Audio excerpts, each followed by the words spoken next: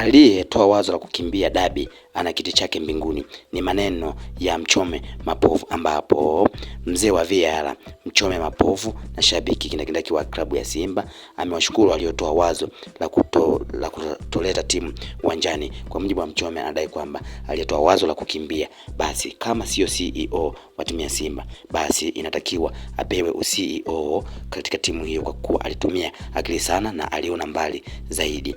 Kwa mujibu wa Mchome, anasema kwamba kama wazo hilo la kuweza kukimbia dabi ya Kariakoo ilitolewa na CEO wa Simba, basi ana kiti chake mbinguni, kwa kuwa ile mechi kama wangethubutu kuingia na kucheza dabi, basi Simba angeweza kufungwa goli nyingi sana. Kwa mujibu wa Mchome Mapovu, anasema kwamba kitu ambacho walikiona viongozi wa Simba na huyu aliyetoa wazo, basi aliona kabisa kwamba hakuna uwezekano wa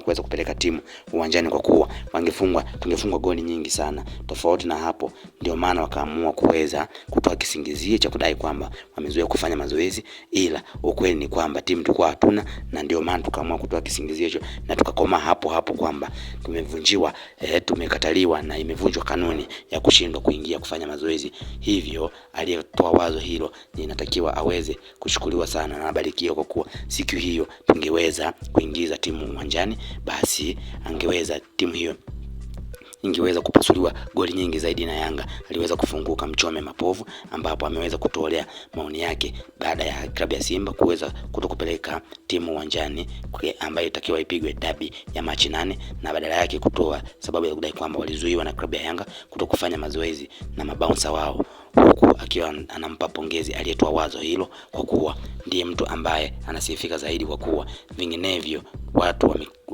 wameshikilia sababu hiyo moja tu, ila hawana sababu nyingine. Kiukweli timu hawana. Kwa mjibu wa Mchome Mapovu, anasema tena, turudi gereji tukatengeneze timu yetu.